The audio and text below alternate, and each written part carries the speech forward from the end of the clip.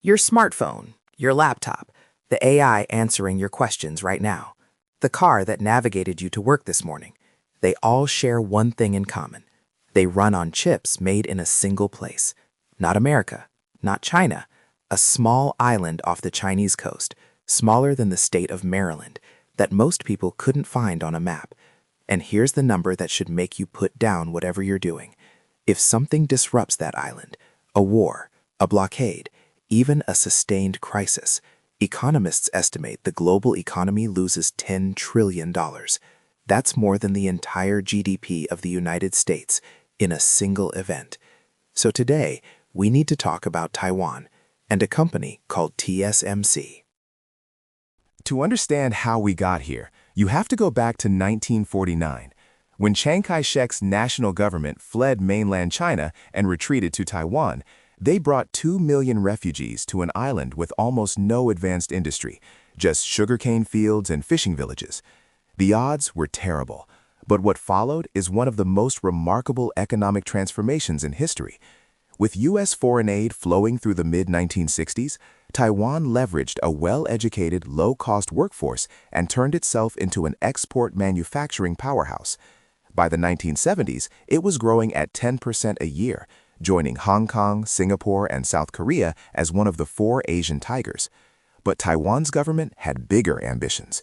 In 1973, a bureaucrat named Lee Kuo-ting convinced the government to create ITRI, the Industrial Technology Research Institute, essentially a national laboratory to build Taiwan's technological future. Then, in 1980, they opened the Hsinchu Science Park, modeled deliberately on Silicon Valley, a cluster of high-tech companies given tax breaks, government funding, and proximity to National Taiwan University and NTHU. Engineers who had studied and worked in California came back. Ideas flowed. A semiconductor ecosystem started to take root. But the breakthrough came from a single person with a single idea that nobody else in the world had tried. His name was Morris Chang. Born in China in 1931, educated at MIT and Stanford, he'd spent 25 years at Texas Instruments, rising to become its 3rd most senior executive before hitting a glass ceiling. In 1987, at 56 years old, the age when most people are thinking about retirement, he flew back to Taiwan and founded the Taiwan Semiconductor Manufacturing Company, with a model the industry had never seen. Here's what made it radical.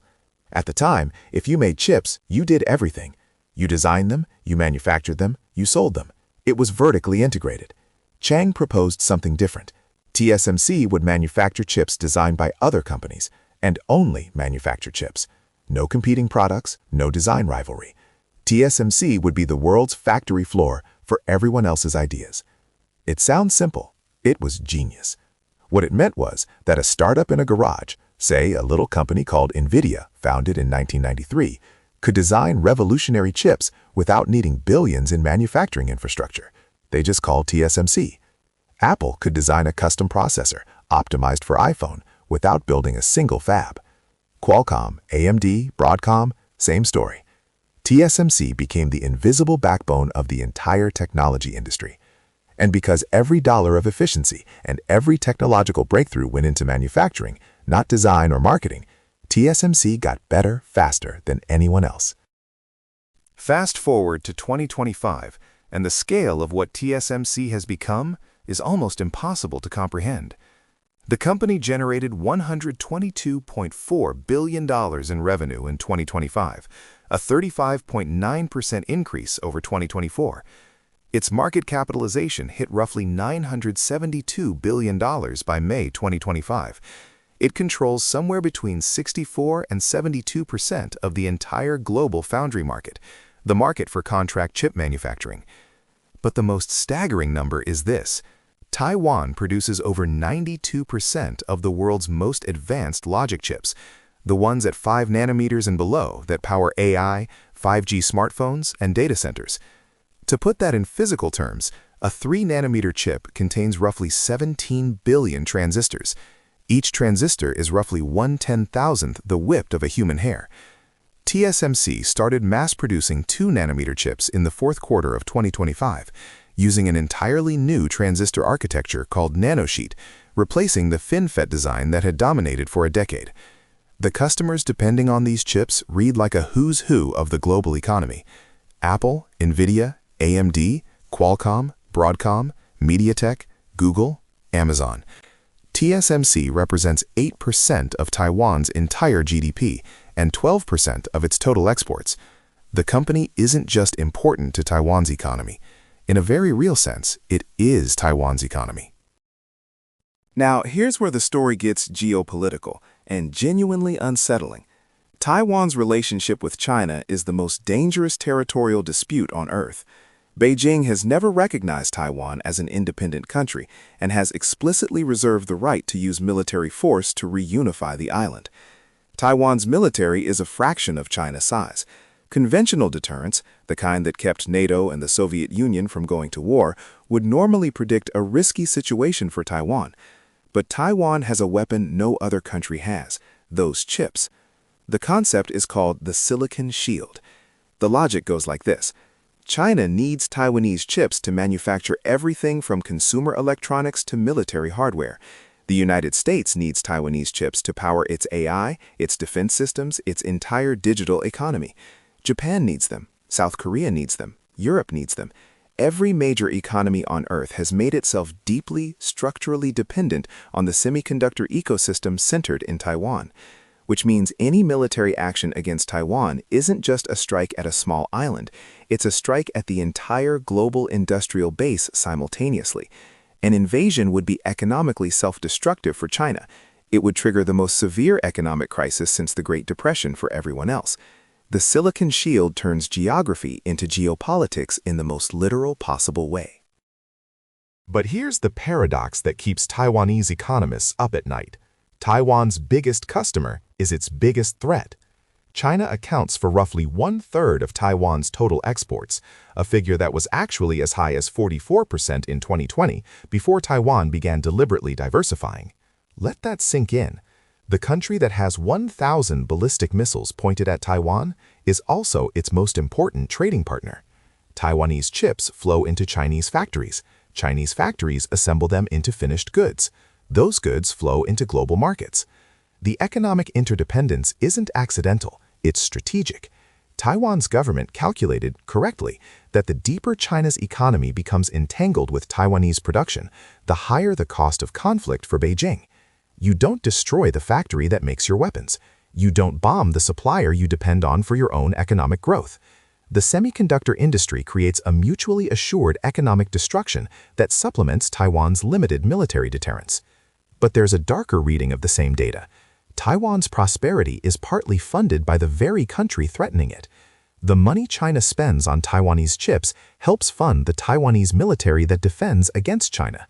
It is, without question, the most complicated business relationship in human history. Which brings us to 2025 and the most dramatic chip deal in history. For years, U.S. politicians had been alarmed by American dependence on Taiwanese chips. The COVID pandemic exposed the fragility of the global semiconductor supply chain when a chip shortage caused car manufacturers to halt production lines and cost the auto industry an estimated $210 billion in lost revenue in 2021 alone. Then, as AI exploded in 2023 and 2024, the strategic importance of advanced chips became undeniable.